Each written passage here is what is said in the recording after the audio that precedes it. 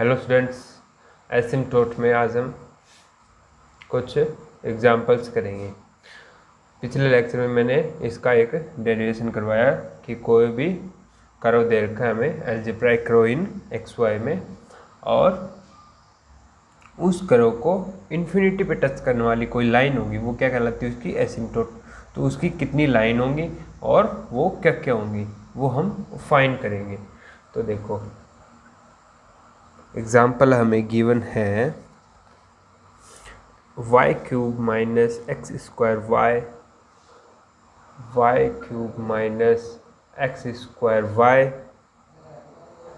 Minus 2xy square minus 2xy square plus x cube plus 2x cube minus 7xy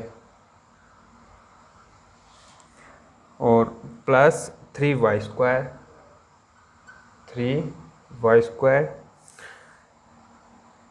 plus 2x square plus 2x plus 2y plus 1 plus 2x square plus 2x plus 2y plus 1 is equal to 0। तो ये हमें एक algebraic curve दे रखा है इन x y में, और हमें इसकी एसिम्प्टोट फाइंड करनी है।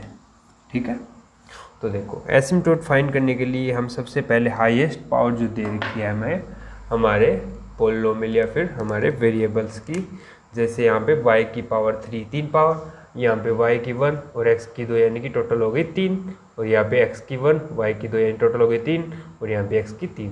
तो ये दे रखा है 3 वेरिएबल का पोलिनोमियल या फिर फैक्टर। तो इसको हम लिखेंगे phi 3m का मतलब y जो 3 पावर के जितने भी टर्म्स हैं उनमें y की जगह m पुट कर दो और x की जगह 1 पुट कर दो।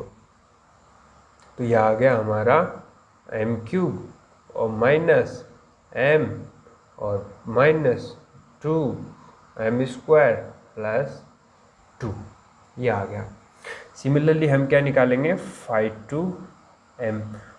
2m का मतलब 2 ऑर्डर की जितनी भी टर्म है उनमें y की जगह m पुट कर दो और x की जगह 1 पुट कर दो।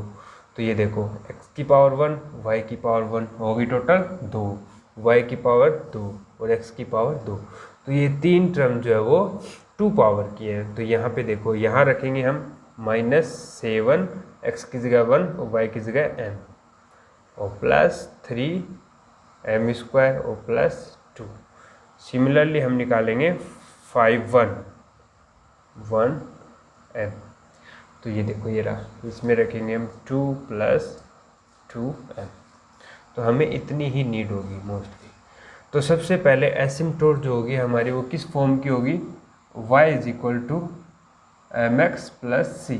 तो हमें m चाहिए और c चाहिए। तो देखो हमारे पास हाईएस्ट ऑर्डर क्या है, phi 3 आया है ना, तो हमारे पास 3 यहाँ पे जितनी भी ऑर्डर होंगी उतनी हमें एसिम्प्टोट मिलेंगी एट मोस्ट, ज़्यादा से ज़्यादा। इससे ज़्यादा नहीं हो सकती, इससे कम हो सकती है। ठीक है, तो यहाँ पे 3 है तो हमें m की 3 वैल्यूज़ मिलेगी, यानी कि हम सबसे पहले m की वैल्यू निकालने के लिए हम क्या करेंगे, phi 3m को 0 के बराबर रखेंगे। इस फैक्टर को हम 0 के बराबर रखेंगे, यानी कि m³ minus 2m square minus m plus 2 is equal to 0। तो देखो इसके फैक्टर करो, m की वैल्यू 1 इसको सेटिस्फाई कर रही है। ठीक है, m की वैल्यू 1 इसको सेटिस्फाई कर रही है, और m की वैल्यू -1, m की वैल्यू -1 हो गया, और ये हो गया -2, और ये हो गया +1 और 2, यानी कि प्लस और -1 दोनों इसको सेटिस्फाई कर रही है।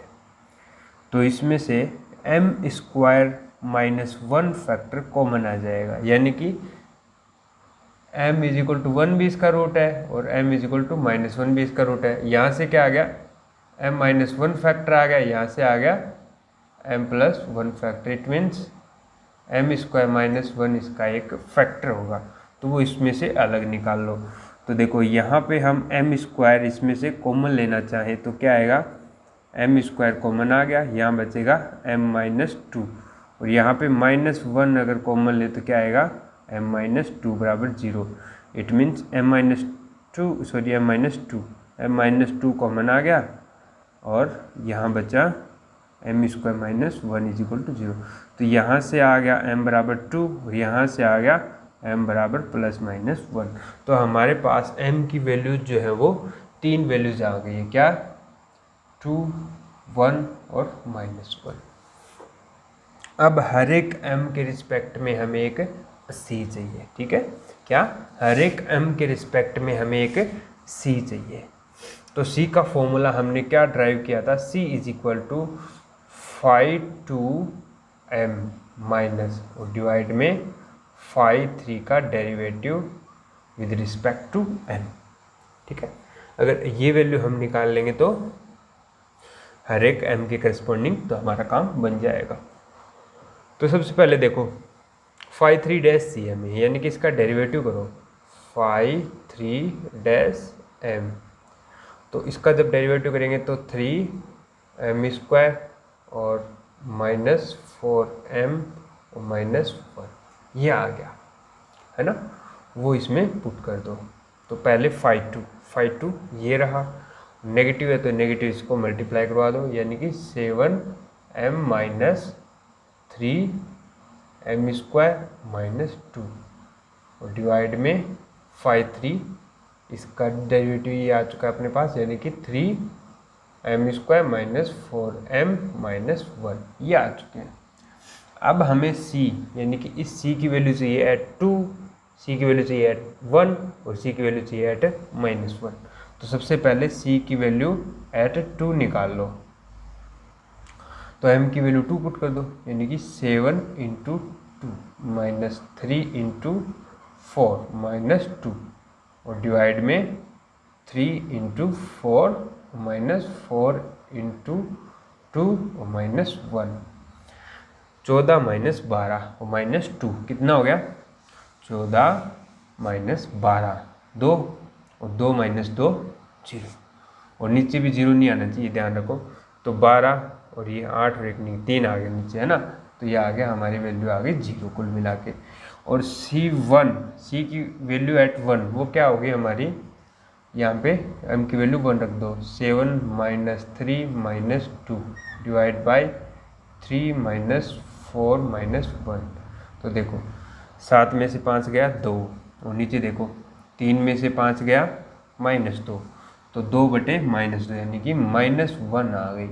और c की वैल्यू एट -1, तो हम यहाँ पे m की वैल्यू -1 पुट कर देंगे, तो ये आ गया -7 और ये प्लस यानी कि -3 और ये -2 और डिवाइड में क्या आएगा 3 माइनस और माइनस प्लस यानी कि +4 और -1। इसका मतलब 7 3 10 तो 12 में से गया 12 में से -12 में भाग दे दिया हमने 6 का, तो ये आ गया -2, है ना। तो हमारे पास जो एसिम्प्टोट की इक्वेशंस है, जो 3 इक्वेशन आएंगी वो क्या क्या होंगी,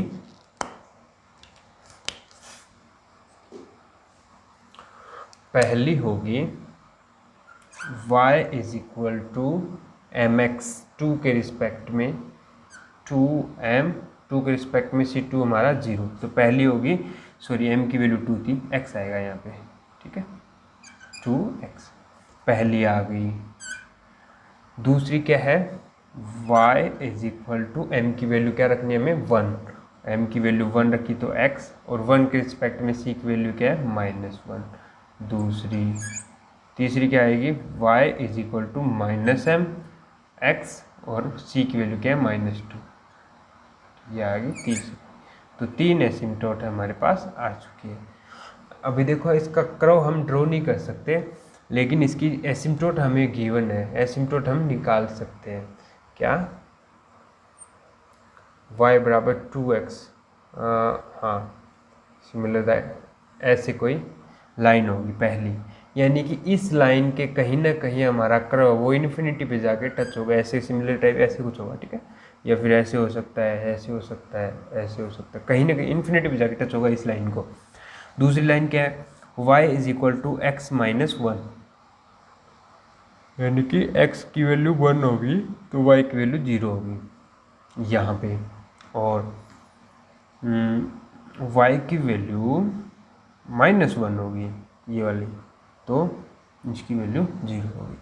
तो एक ये लाइन हो गई, इस लाइन को भी कहीं ना कहीं हमारा कर्व इन्फिनिटी पे जाके टच करेगा। सिमिलरली ये वाली, तो ये वाली तो हमारी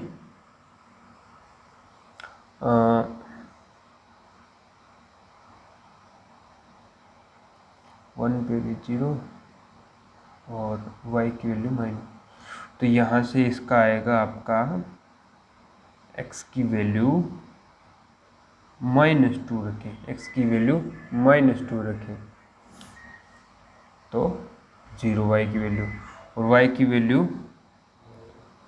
भी -2 रखें तो ये ऐसे जाएगा। ठीक है, ये भी कहीं ना कहीं इन्फिनिटी पे इस लाइन को हमारा कर्व टच करेगा। ठीक है, ये एसिम्पटोट का ये मीनिंग होता है ग्राफिकली, कि एसिम्पटोट जो लाइन होती है वो हमारे कर्व को इन्फिनिटी पे जाके टच कर रही है, यानी कि उसकी टेंजेंट बन रही है। ठीक है, तो ये था हमारा एक एग्जाम्पल। नेक्स्ट एक एग्जाम्पल और लेते हैं इसकी, इसी के ऊपर एक एग्जाम्पल और लेते हैं। 2x³ minus 2x³ minus x² minus x² minus 2xy² minus 2xy² plus y³ minus 4x² plus 8xy minus 4x² plus 8xy और minus 4x plus 1 is equal to 0। ये हमें कोई करो गिवन है, हमें इसकी एसिम्पटोट फाइंड करनी है। तो देखिए, सबसे पहले हम इसकी हाईएस्ट पावर का 3 है तो 3 निकाल लेंगे, यानी कि 3m। तो ये पावर 3 है तो x की जगह 1, ये पावर भी 3 है, 2 और 1 3 माइनस m, और ये हो गया माइनस 2m और ये प्लस m³। ठीक है, और 5 2 निकालेंगे अब, 5 2m इज इक्वल टू क्या होगा, ये वाला फैक्टर देखो, ये स्क्वायर है और ये भी 1 और 1 2, इसमें x की जगह 1 रखो, y की जगह m रखो, 8m, और फिर 5 1 की वैल्यू यहाँ से -4 आ गई। m की वैल्यूज निकालने के लिए हम 5 3 को क्या रख देंगे, 0 के इक्वल रख देंगे। इसको 0 के इक्वल रखेंगे तो ये फैक्टर कर लो, इसके फैक्टर, या फिर इसमें देखो क्या क्या कॉमन आ रहा है। देखो m की वैल्यू 1 पुट करेंगे तो क्या आएगा, m की वैल्यू 1 पुट करेंगे तो हमारे पास 2 माइनस 1 1 और -2 और 1, यानी कि 0 हो गया। तो m की वैल्यू 1 रखने पे ये फैक्टर क्या हो रहा है, 0 हो रहा है, यानी कि m इज इक्वल टू 1 इसका रूट है। m is equal to -1 put करेंगे तो ये हो गया, -1 पुट करेंगे 3 और ये माइनस और +2, यानी कि -2 का नहीं पता, इसमें देखो हम इसमें भाग देंगे क्या, m-1 का, या फिर इसमें से फैक्टर भी कॉमन आ रहा है, डायरेक्टली आप ले सकते हो। यहाँ से क्या आ रहा है, -1 कॉमन लो, -1 कॉमन लोगे तो यहाँ आ गया आपका m-2, और यहाँ पे आप क्या लोगे कॉमन, m², तो यहाँ आ गया m-2 दोनों में से कॉमन ले लो तो ये आ गया अपना m² -1 इज इक्वल टू 0। तो m की वैल्यू वही जो पिछले इक्वेशन में की थी वही आ गई। ठीक है, तीनों। अब c की वैल्यू चाहिए, c की वैल्यू के लिए क्या करते हैं हम, -5 2m और डिवाइड बाई फाई 3 इसका डेरिवेटिव। तो फाई 3 डैश निकाल लो सबसे पहले। तो phi 3 dash m this is equal to इसका स्क्वायर 3 एम स्क्वायर, फिर सॉरी एक यहाँ पे एम स्क्वायर का फैक्टर था ये, सॉरी एम स्क्वायर का मैंने मिस्टेक कर दी। और फिर इसका करेंगे तो -4m और फिर -1, ठीक है। तो अब ये वैल्यू यहाँ पे phi 3 dash m, it means ये नेगेटिव इसको मल्टीप्लाई करवाओगे तो 4 - 8m डिवाइड बाई ये वाला 3m स्क्वायर -4m -1। अब हम c की वैल्यूज़ निकालेंगे। c की वैल्यू एट 2 पे निकालेंगे तो यहाँ पे क्या आ जाएगा 4 - 8 दूनी 16 और डिवाइड बाई 4 3 12 -4 दूनी 8 -1। इसका मतलब 16 में -8 सॉरी -12 ऊपर और नीचे आ गया -3। ऊपर क्या आ गया -12 और डिवाइड बाई 3 यानी कि -4 वैल्यू आ गई किसकी, C2 की। और C1 की वैल्यू निकालें तो यहाँ पे 4 - 8/3 -4 -1, तो ये आ गई अपनी -4 और डिवाइड बाई -2, इट मीन्स 2 आ गई। और C-1 निकालें तो 4 + 8 डिवाइड बाई 3 + 4 और -1 यानी कि 12/4 3 7 में से गया 6, तो ये भी क्या आ गई 2 आ गई। तो अपने पास 3 इक्वेशंस आ गई किसकी, एसिम्प्टोट की। पहले क्या होगी y = m, m की वैल्यू क्या 2m, इसके रिस्पेक्ट में c क्या है -4।